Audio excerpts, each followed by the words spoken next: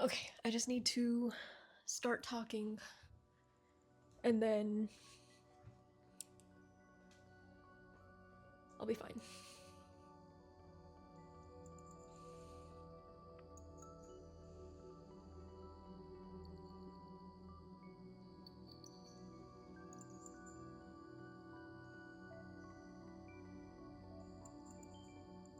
Hello, hi, welcome. I had to start with a little meditation because I realized my brain was just all over the place and I needed to center and remember why I'm doing this and what I want to talk about, and that in order for this to work, it needs to also work for me. And that I am the priority, actually. Um, but it's a new month. It's May 2nd. As I'm recording this, yesterday was May Day, also known as International Workers' Day. And yesterday we also had a full moon. So I want to the best of my ability, um, honor the full and new moons by doing some reflections, tuning into myself, what I'm learning, what the curriculum of life is teaching me. And I want to use this podcast as a way to kind of document that and to articulate my thoughts and to put things out into the world out loud, in order to process them. Because I find that that is what helps me process. And if I don't, that all of that information, especially with how much information we are exposed to nowadays, it just stays trapped in the body. And that is where, for me, the sickness, the illness, feeling unwell comes from. And more on that because, as a chronically ill person, I think that my chronic illness is a result of the, um, the state of the world and the violence that's been done to the, generations, in my lineage, in many of our lineages that have led us to where we are right now. But more on that as we go on. It's a new month, and I'm thinking a lot about, um just wow, it's almost half the year is almost over. It's May. Um we are approaching the middle of the year, and I have been kind of reflecting on my harvest. We're well into spring now, and the birds are chirping. There's baby birds flying around. There was a beautiful little nest at my parents' house with 4 baby birds in it, and it's such an honor and I think a blessing of sorts to have these little, birds be, finding the safety and comfort in your home um, to give birth to new life. It's so beautiful, to be the host for that. And yeah, the farm animals are having babies. The flowers are blooming. Yesterday we had a full moon. It was also what's called a flower moon because it is when all the flowers are coming into bloom. We just got, some good rain that allowed those flowers to come into bloom. I heard about blooms coming in the next day. So it's the time of the year where we are reflecting on our harvest, and I find myself reflecting on my harvest, um, what has kind of developed over the past couple of months, over, since the beginning of the year, meaning the beginning of the year in January, the capitalist, the traditional, I guess, the new year.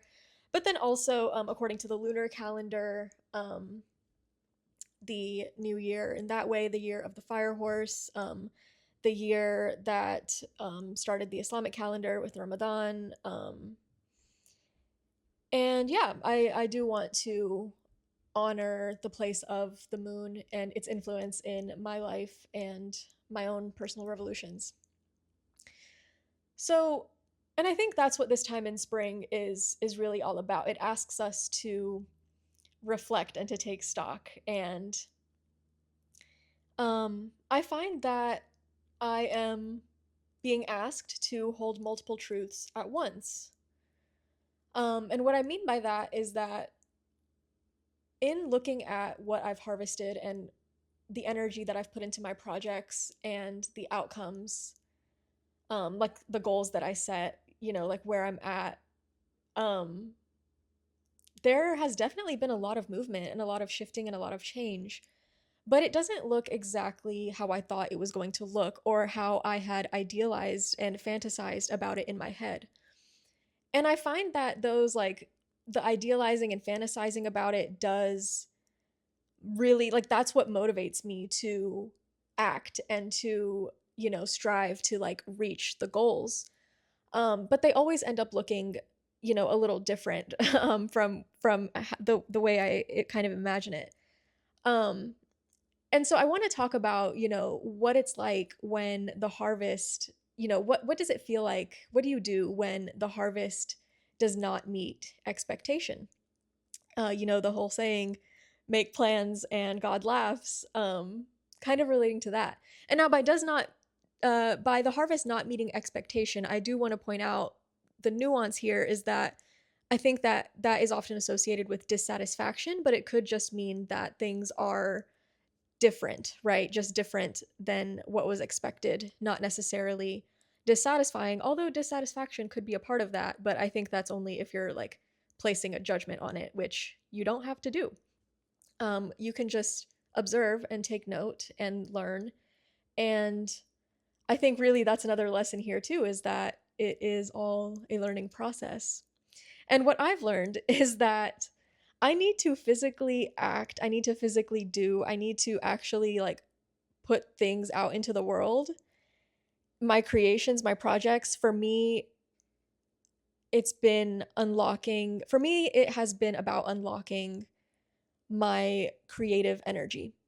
Because I feel like this is something that has been trapped in my body, and it's something that I have this kind of wounding around expression, self-expression.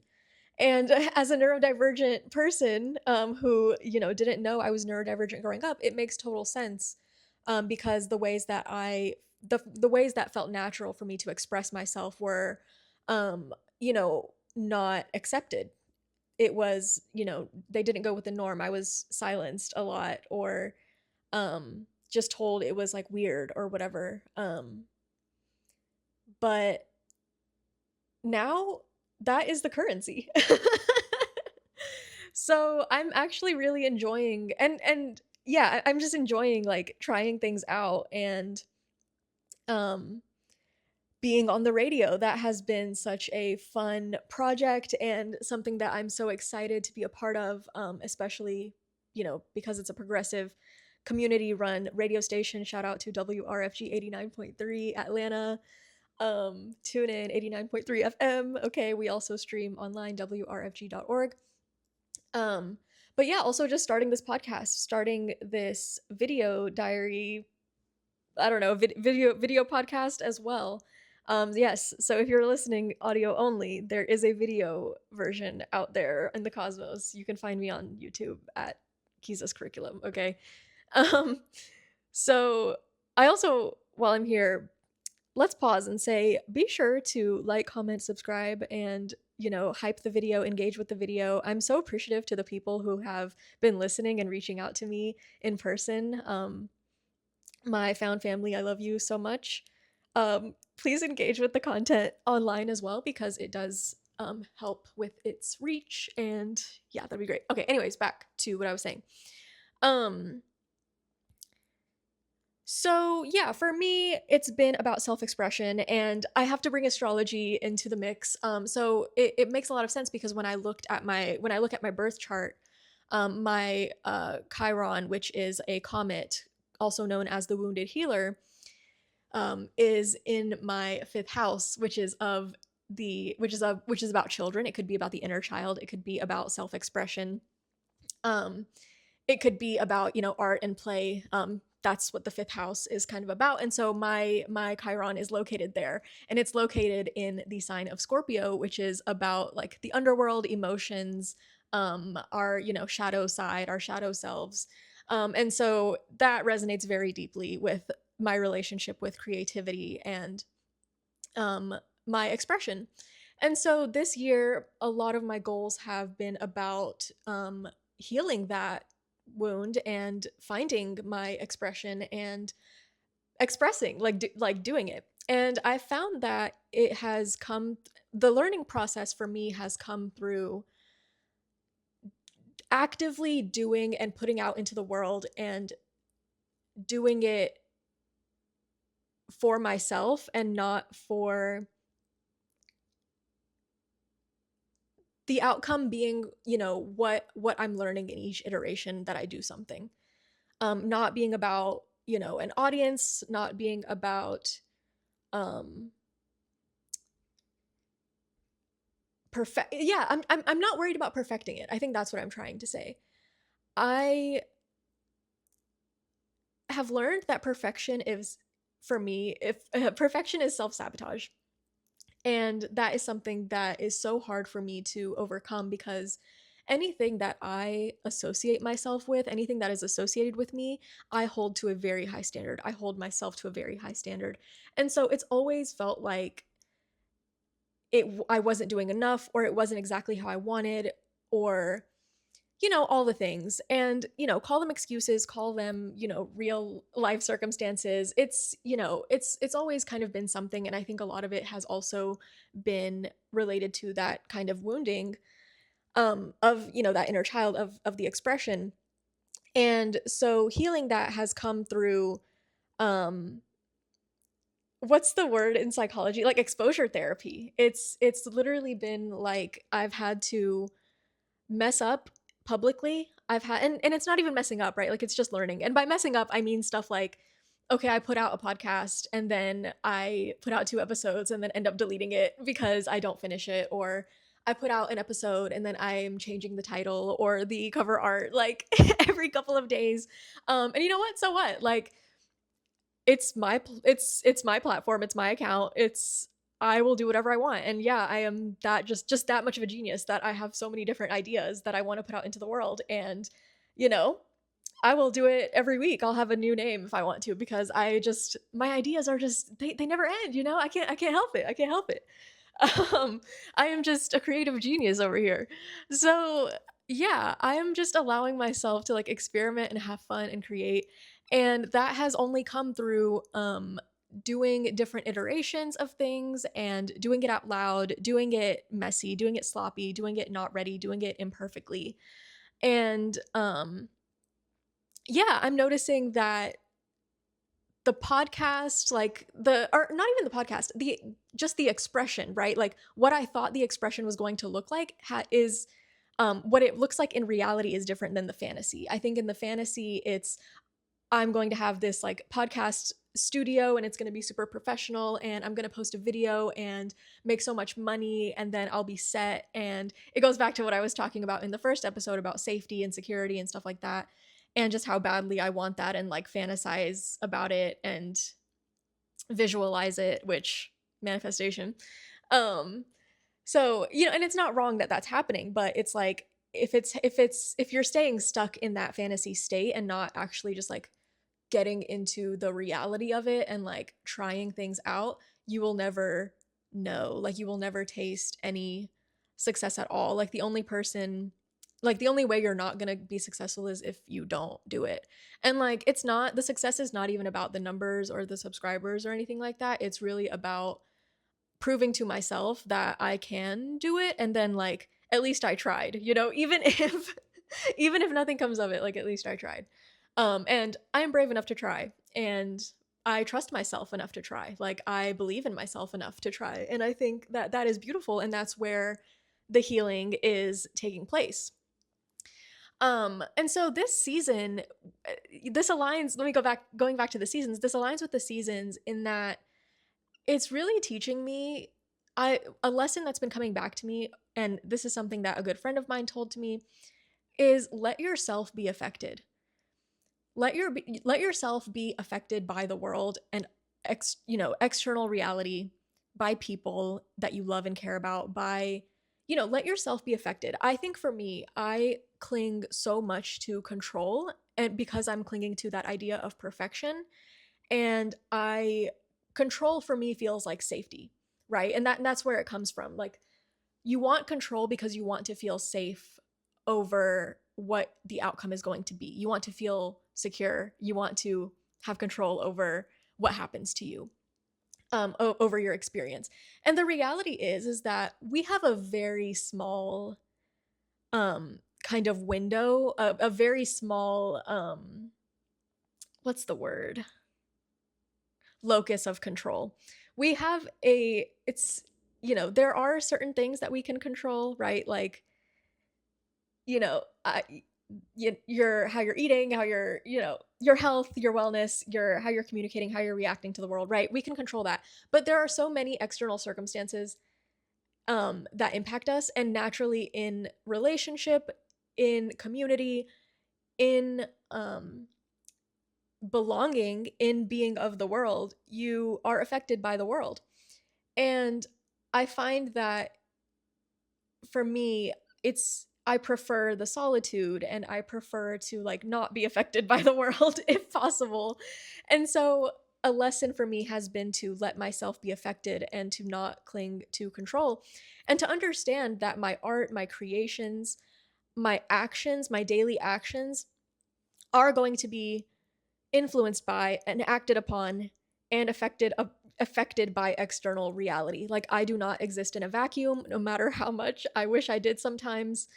um my art is going to be in response to how I am going about my day, how I'm treating myself, how I'm engaging with the world, my work, the people in my life, the events that I go to, whether or not my home is clean, whether or not I've washed my hair. Like, it's, whether I've eaten that day, whether I've gotten my workouts in, like, all of those things influence the art and the creations. And there's a flow, it's a dance. It's not just about like using my mind and trying to control and hold. It's not that rigidity. It's the dance between the discipline and being in flow. um and I'm learning what that looks like for me, and I'm learning that that is so unique at different points in time, depending on where I'm at in my cycle. Like, whatever I have planned for the week, what my work schedule looks like, right? Like, it changes week to week to week. And so like my routine also has to kind of flow and be like water, and I have to be slow, and um I have to tune in order to be able to flow. And I think that that is so much of what this spring season, this point in the spring, calls us to do. This point in the springtime is a reminder to me that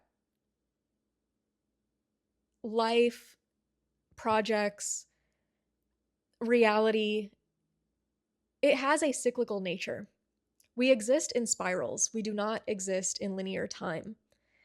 And the seasons really reveal this, because every year we go through the curriculum of the seasons. We have to go through the winter and the cold and the shadow period, going inwards, losing those leaves, so that we can begin anew in the spring and go through that rebirth and give way to new life.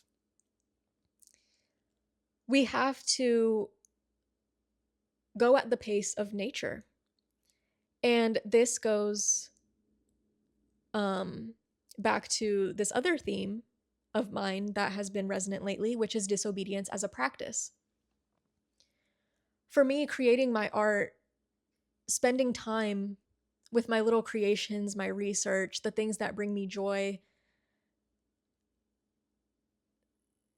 all of that is my rebellion. That is my way of saying no to the conditioned systems of time that we have been, beaten into submission to follow. it's about saying no to those systems which cause dysregulation to my body, that cause me so much anxiety and stress, and force my, body, which runs on roughly a 28-day cycle, to follow a 24-hour cycle every single day. Like that, it doesn't work. It's going to cause illness. That goes back to my the point I made about chronic illness in the beginning. I have to go at the pace of nature. And it's actually very natural. It's not just because I'm neurodivergent, right? Like, I think going at the pace of nature is something that is so important for human beings. And because of all the isms, because of colonialism, because of these agendas to make the rich richer, we are not able to go at the pace of life, at the pace of nature. And so disobedience as a practice to me is going at the pace of nature. And I want to point out,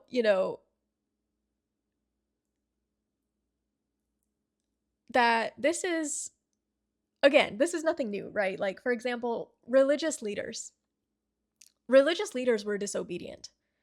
If Jesus, Muhammad, if any of them existed today, they would be ridiculed, they would be thrown to the streets, they would be arrested, they would be killed, they would, but these religious figures were disobedient. They went at the pace of nature. Jesus spent time with suffering people. He spent time walking on water, okay? And people wanted to kill him. Muhammad starts praying 5 times a day. It disrupts the day-to-day routine, right? To pray 5 times a day. And people wanted to kill him. People ran him out of his city. Siddhartha steps away from regular society to sit under a tree and to do nothing but tune into his breath. And he became the Buddha. Okay? These figures were disruptors. They practiced and embodied slowness. They practiced and embodied kindness. They practiced and embodied compassion. They disrupted social and cultural norms. That is disobedience as a practice. And that's what they call on all of us to do, right? That's what these religions are supposed to be about, and yet. So the connection to May Day and practicing disobedience. If you don't know, May 1st was chosen to be International Workers' Day to commemorate the 1886 Haymarket Affair in Chicago. And I'm reading this little excerpt from Wikipedia. In that year, beginning on the 1st of May, there was a general strike for the 8-hour workday. On May 4th, the police acted to disperse a public assembly in support of the strike when an unidentified person threw a bomb. The police responded by firing on the workers. The event led to the deaths of 7 police officers and at least 4 civilians. 60 police officers were injured, as were 115 civilians. Hundreds of labor leaders and sympathizers were later rounded up, and 4 were executed by hanging after a trial that was seen as a miscarriage of justice. Why were people executed over fighting for an 8-hour workday?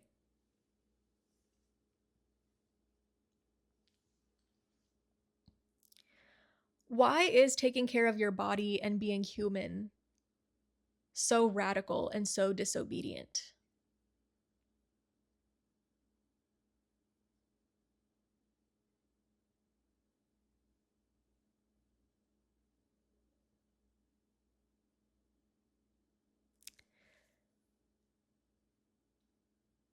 So we honor May 1st as May Day, and we thank those anarchists who got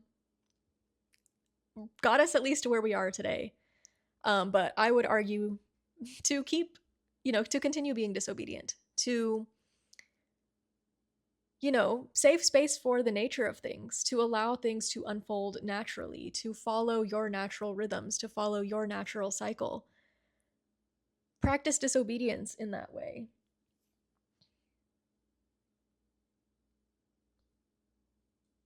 create, make art. I would also argue that it was at this point, this May 1st, 1886, that I think that is when transhumanism started. I think there's, so many transhumanists, including, I don't even want to say their names, but yeah, these billionaires that have these agendas. People talk about that now, right? Like with putting chips in your head or, AI and the impact that that's going to have. I would argue that transhumanism started at that point where, or, before, well before this, where our bodies were, it's, no, transhumanism, is hand in hand with colonialism. That's actually the point. Transhumanism started with colonialism. The moment that the body was dehumanized, taken advantage of, killed, sacrificed for capital, for the power of someone else, that is when transhumanism started. When we were when we were forced to leave our bodies. When we were forced to leave our bodies, that's when transhumanism started. Because in order to become robot-like, in order to merge with technology, you have to become used to leaving your body. And that's happening more and more now, but it started with colonialism. So we honor, wow, the breakthroughs.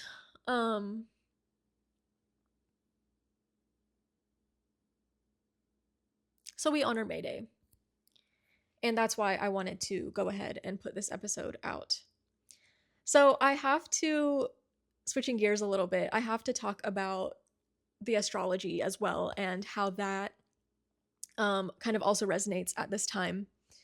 So we had yesterday, on May 1st, a full flower moon in the sign of Scorpio. So the full moon is a time of reflect and release, and I feel like that is exactly what I'm doing right now. And the sign of Scorpio, so Scorpio is ruled by Pluto. Pluto is the Roman god of the underworld, and this is also Hades in Greek mythology. So Scorpio represents transformation, depth, the hidden subconscious forces, the inner world, what lies beneath the surface, the shadow side.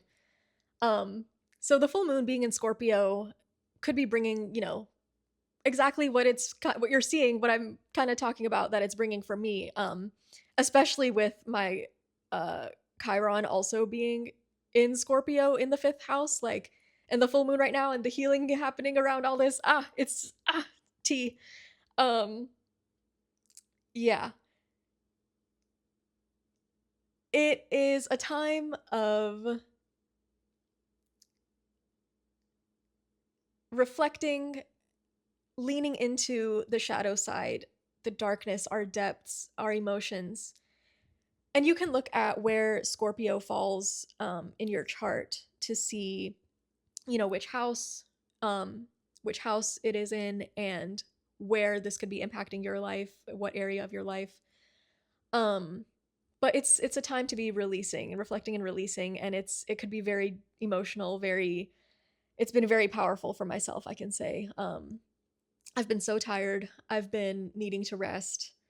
And yeah, going back to what I've been learning about creativity, I've been needing to learn how to be in flow and not rush. And I'm having so much fun creating, but at the same time, I'm still so Capricorn coded, putting so much pressure on myself to be disciplined and to create. And it's also so fun. Like, I don't want to step away from my computer sometimes. But I'm learning how to be in flow with it and learning what I like to do, what I don't like to do, how I get in that flow state, just what my creative process is. I'm learning a lot about that right now in my reflections. I also want to point out that that Scorpio is a fixed water sign. So it's interesting because water wants to flow, right? Water wants to flow, but in a fixed state, fixed suggests like rigidity and stuckness and like not flow, right? So water in its fixed state could be like ice. I also was learning a bit more about the fascia the other day, the fascia in the body, which is this kind of network of tissue that, you know, lubricates your organs, your bones. Like it exists all throughout your body, basically. And to me, I feel like that is kind of a fixed water kind of energy. Um, and that fascia carries a lot of our emotional energy. And so you'll notice this when you do myofascial release, right? When you get a massage, there's energy points and parts of the body where we're storing a lot of energy, and there can be a huge release and, you know, release of emotions, tears, like laughter, joy, pain, pleasure, like so much when we kind of move and release that fascia. And so it's so interesting to me that Scorpio being a fixed water sign, thinking about this kind of release, the tension, the underworld, the shadow side, it being a fixed water sign, and the energy of the moment is so on point. We also have Uranus in Gemini. So Uranus is one of the outer planets. It has moved into the sign of Gemini. Uranus is the planet of revolutionary change, okay? It is the only planet, I want to point out, in our solar system that spins on its side as it revolves around the sun. So, in its existence itself, it is revolutionary, it's disobedient. And this sign has moved into, or this planet has moved into the sign of Gemini. And Gemini is known for curiosity and flexibility and considering different perspectives. And I feel like that is so much of what's happening right now, especially with AI and the transformations that are taking place, the things that we thought were not possible for us, the realities that we thought that were not possible at some point in life. We can look at things from a different perspective now. We have different tools at our disposal. The world is in a different place than it once was, and colonialism is collapsing, baby. So you can create, you can do things differently. You can be disobedient and challenge the status quo and tend to yourself and your needs. And so Uranus being in Gemini, moving into that sign is so on point as well. I also want to point out that Uranus was in Gemini during World War II, the Civil War, and the Revolutionary War.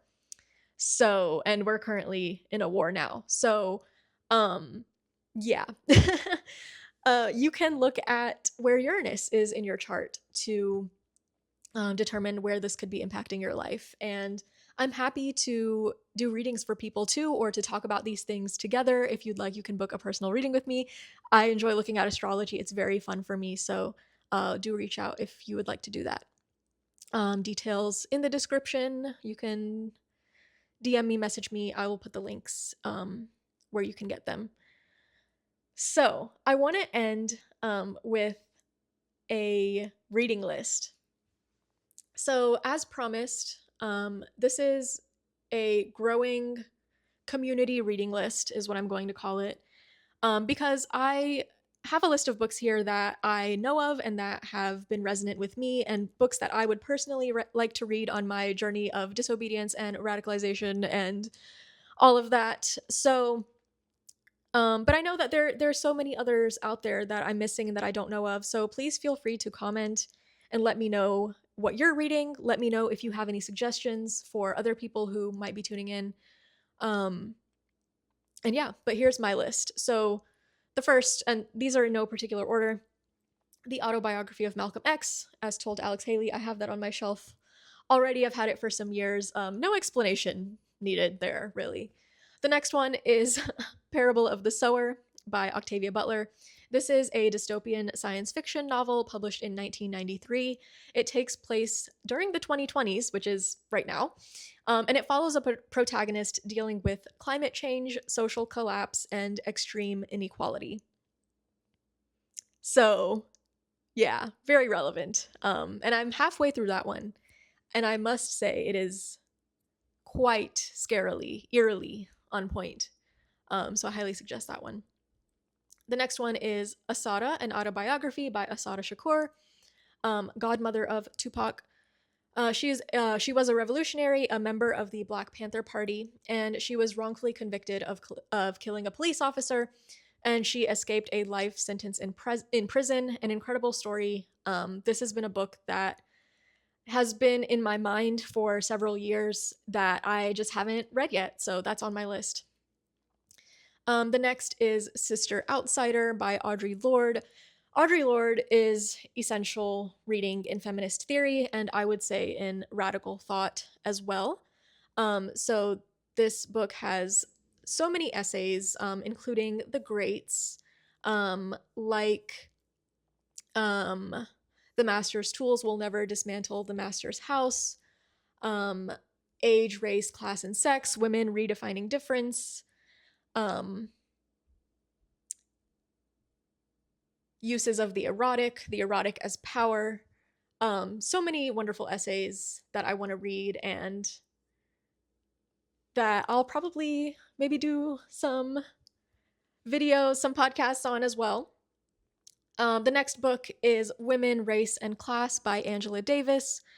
This is a Marxist feminist analysis of gender, race, and class. Then we have Black Skin, White Masks by Frantz Fanon.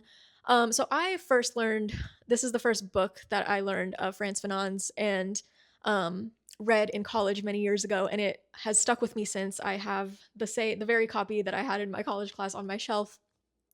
So Frantz Fanon was a psychiatrist from the region of Algeria.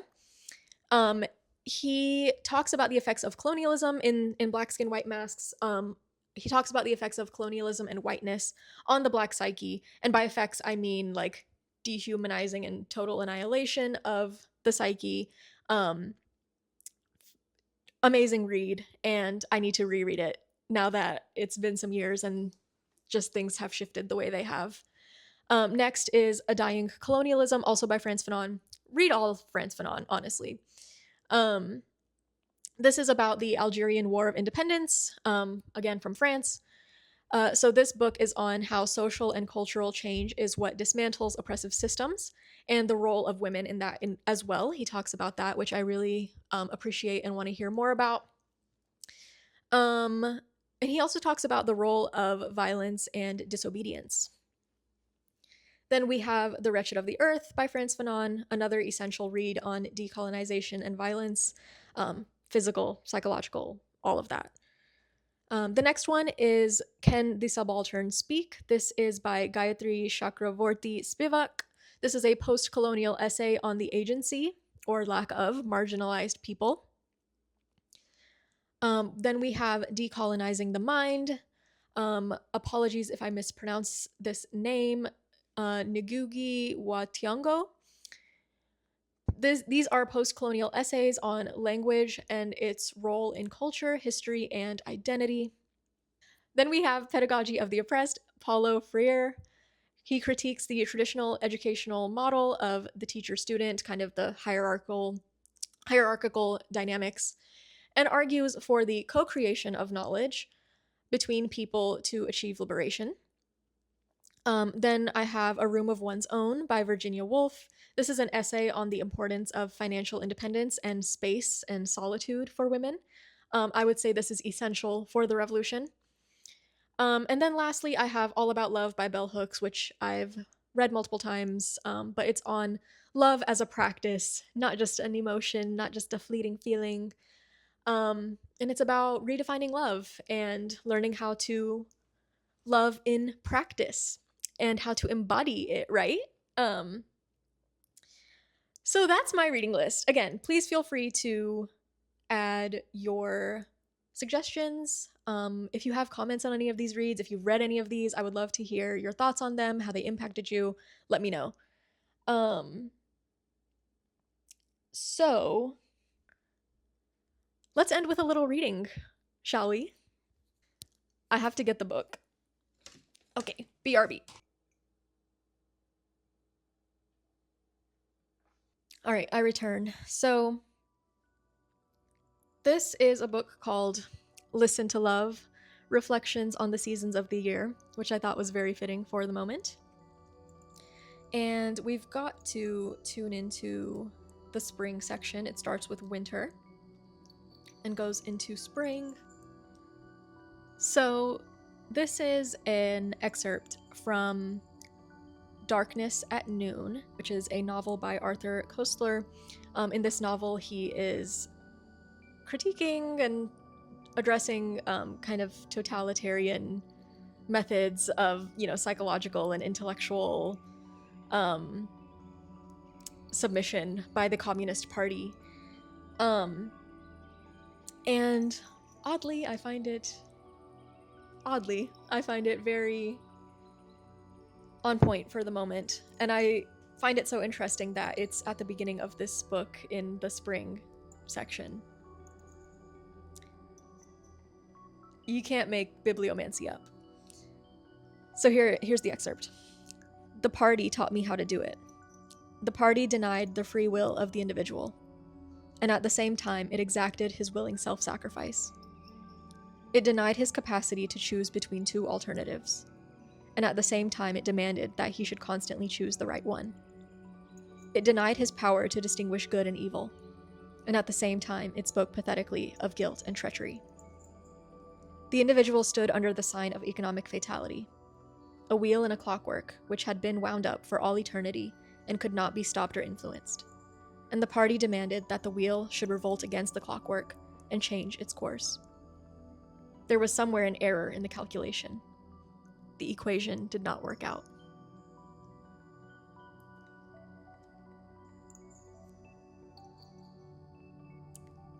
The equation is not working out, folks.